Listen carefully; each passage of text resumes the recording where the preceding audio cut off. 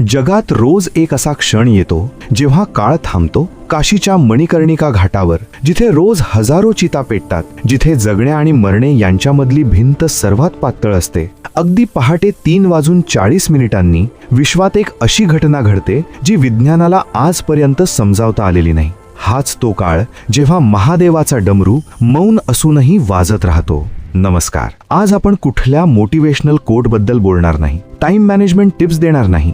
आज बोलणार आहोत त्या गुप्त ग्रंथाबद्दल जो काशीच्या एका जुन्या मंदिराच्या भिंतींमध्ये शतकानुशतके दडलेला होता. त्या ग्रंथात लिहिलेला आहे 21 ब्रह्ममुहूर्त रहस्य आणि एक लॉस्ट फॉर्म्युला जो जर तुम्हाला समजला तर तुमचं नशीब बदलायला 3 वर्षे नाही, 3 महिने नाही, फक्त 3 मिनिटे लागतील. फक्त 3 मिनिटे. तुम्ही हजारो व्हिडिओ पाहिले असतील. यशस्वी लोक 4 वाजता उठतात, सकाळी रुटीन करा, कोल्ड शॉवर घ्या. पण कुणी हे सांगत नाही उठल्यावर त्या पहिल्या 3 मिनिटांत काय करायचं. जर तुम्ही सकाळी 4 वाजता उठूनही तीच काळजी, तोच ताण, तोच मोबाईल चेक करत राहिलात तर मित्रांनो, तुम्ही ब्रह्ममुहूर्त निवडला नाही, फक्त एका घड्याळाची वेळ निवडली आहे. आपले शास्त्र सांगते यथे पिंडे तथा ब्रह्मांडे. जे तुमच्या शरीरात आहे तेच विश्वात आहे. पण समस्या ही आहे की आपलं शरीर त्या विश्वात्मक ऊर्जेपासून डिस्कनेक्ट झालं आहे. आपण त्या रेडिओ सारखे झालो आहोत ज्याला अँटेना आहे पण सिग्नल पकडता येत नाही. थांबा, एक गोष्ट करा. खाली कॉमेंटमध्ये लिहा जर तुम्हीही रोज सकाळी उठण्याचा प्रयत्न करता पण काही फील होत नाही. तुमचा तो कॉमेंट आज इतर कुणाला इन्स्पायर करेल. काशीचा तो गुप्त सूत्र सांगतो की 24 तासांपैकी केवळ 48 मिनिटं, फक्त 48 मिनिटं अशी असतात जेव्हा विश्व तुमच्याशी बोलू इच्छिते. यालाच आपण ब्रह्ममुहूर्त म्हणतो. यावेळी ओझोन लेअर आणि कॉस्मिक रेज एका विशेष कोनात असतात. हवेत ऑक्सिजन नाही, यावेळी हवेत प्राण वाहतो. आणि जर या 21 दिवसांत जे मी तुम्हाला सांगणार आहे, तुम्ही हा प्राण त्या 3 मिनिटांच्या गुप्त पद्धतीने आत घेतला, खरं सांगतो तुमचे शब्द दगडावरच्या रेषेसारखे होतील. तुमचा विचार वास्तव होऊ लागेल. हे रहस्य समजण्यासाठी आधी शिवतत्व समजून घ्यायला हवं. शिव केवळ एक देवता नाहीयेत. शिव एक प्रवाह आहे, एक फ्लो आहे. जेव्हा तुम्ही गाढ झोपेत असता तेव्हा तुम्ही त्या शिवतत्वाच्या सर्वात जवळ असता. पण जसा अलार्म वाजतो तुम्ही झटक्याने उठता आणि तो कनेक्शन तुटतो. काशीचा ग्रंथ सांगतो ब्रह्ममुहूर्तात जागणे, उठणे नाही, हे अवतरित होणे आहे. जसे गंगा शिवाच्या जटांमधून पृथ्वीवर उतरते तशाच तुमच्या चेतनेने झोपेच्या लोकातून जागृतीच्या लोकात उतरायचं असतं. तर मग तो 3 मिनिटांचा जादुई सूत्र काय आहे आधी समजून घेऊ. 21 हा आकडा का? आपल्या शरीरात 7 चक्रे असतात. प्रत्येक चक्राचे 3 स्तर.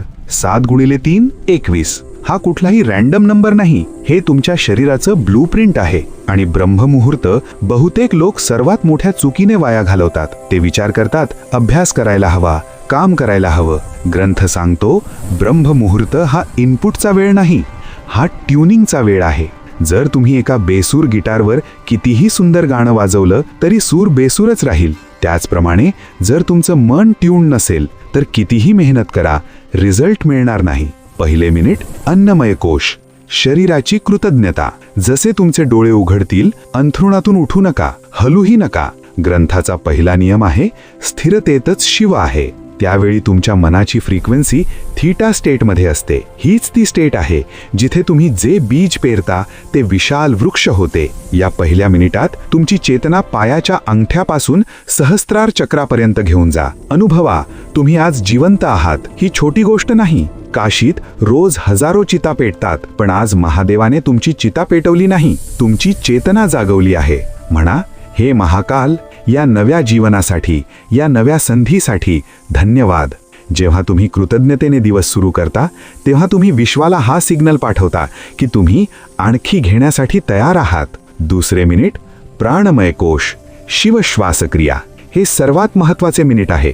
ग्रंथ सांगतो श्वासच शिवाची दोरी आहे. ब्रह्ममुहूर्तात तुमच्या दोन्ही नाड्या, इडा म्हणजे चंद्रनाडी आणि पिंगला म्हणजे सूर्यनाडी, समतोलात येण्याचा प्रयत्न करत असतात. फक्त तुमच्या श्वासाकडे पहा, बदलण्याचा प्रयत्न करू नका. फक्त पहा हवा कशी आत जाते, कशी बाहेर येते आणि व्हिज्युअलाइज करा प्रत्येक श्वासासोबत विश्वाची सुवर्ण ऊर्जा तुमच्यात भरत आहे आणि प्रत्येक बाहेर जाणाऱ्या श्वासासोबत आजार, आळस, निगेटिव्हिटी काळ्या धुराप्रमाणे बाहेर निघत आहे. हे केवळ कल्पना नाही, ही एक मानसिक क्रिया आहे जी तुमच्या सेल्सला रिप्रोग्राम करते. याला म्हणतात शिवश्वास क्रिया.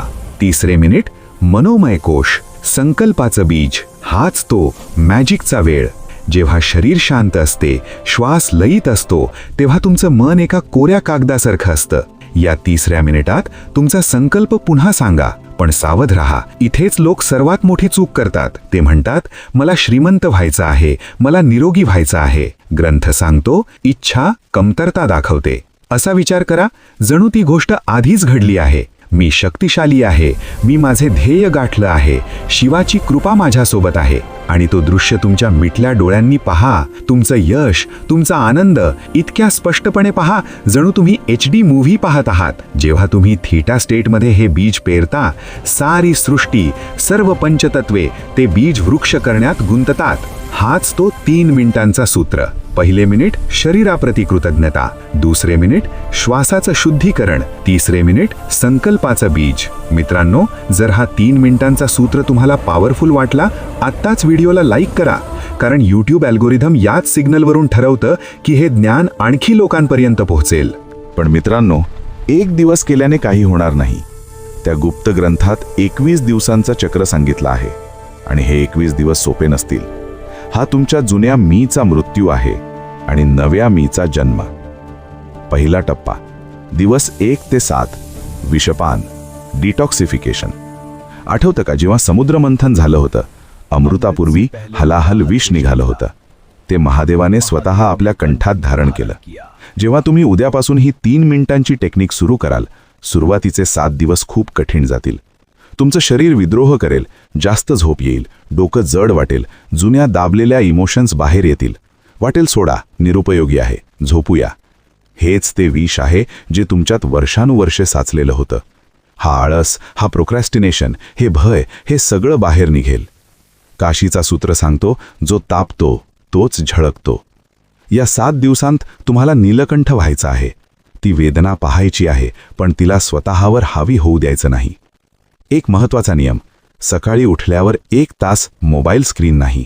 जर तुम्ही मोबाईलची निळी रोशनी डोळ्यात घातली, तर तुम्ही तुमच्या पिनियल ग्लँडला आंधळं केलं. हाच तो वेळ आहे जेव्हा तुमचा तिसरा नेत्र सक्रिय होण्याचा प्रयत्न करत असतो. त्याला अंधार हवा असतो, मोबाईलचा प्रकाश नको. आणि भरपूर पाणी प्या, कारण तुमचं शरीर आतला मळ बाहेर टाकत असेल. जर हे 7 दिवस पार केलेत, तर तुम्ही तुमच्या जुन्या सवयींचा कणा मोडला. दुसरा टप्पा, दिवस 8 ते 14, अघोर दृष्टी, ऑब्झर्वेशन. 8व्या दिवसापासून खेळ मनाचा सुरू होईल. या दिवसांत अचानक खूप आयडियाज येतील, कधीकधी जुन्या वाईट आठवणीही सतावतील. ग्रंथ सांगतो, विचारांना पकडू नका, त्यांना वाहू द्या. जसे गंगेच्या घाटावर बसून तुम्ही पाण्याला वाहताना पाहता, तसेच तुमच्या विचारांना पहा. या फेजमध्ये एक विचित्र शांतता जाणवेल. वाटेल तुम्ही तुमच्या शरीरापासून वेगळे आहात. हाच तो क्षण आहे जेव्हा तुमची फ्रिक्वेन्सी बदलू लागते. ज्या गोष्टींवर आधी राग यायचा, त्या निरर्थक वाटू लागतील. छोट्या भांडणात पडणार नाहीत, कारण आता तुमची ऊर्जा मूलाधार चक्रातून उठून हृदय चक्राच्या दिशेने जात आहे. या दिवसांत त्या 3 मिनिटांनंतर 5 मिनिटे ओम नमः शिवायचा मानसिक जप करा, बोलून नाही, मनात. हा मंत्र एक व्हायब्रेशन आहे, जो तुमच्या DNAला रिपेअर करतो. विज्ञानही आता मान्य करू लागलं आहे. साऊंड फ्रिक्वेन्सीने मॅटर बदलतो. तिसरा टप्पा, दिवस 15 ते 21, शिवसायुज्य, अलाइनमेंट. हा तो टप्पा आहे ज्याची प्रत्येक साधक वाट पाहतो. 15व्या दिवसानंतर तुम्हाला अलार्मची गरज भासणार नाही.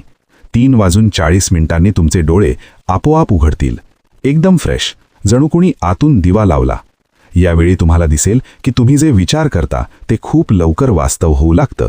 याला आपण लॉ ऑफ अट्रॅक्शन म्हणतो, पण काशीच्या ग्रंथात याला म्हणतात संकल्पसिद्धी. तुम्ही कुणाला आठवाल, त्याचा फोन येईल. एखाद्या कामाबद्दल विचार कराल, त्याचे मार्ग उघडू लागतील. हा कुठला चमत्कार नाही, हे होतंय कारण तुमचा अँटिना विश्वाच्या सिग्नलशी ट्यून झाला आहे.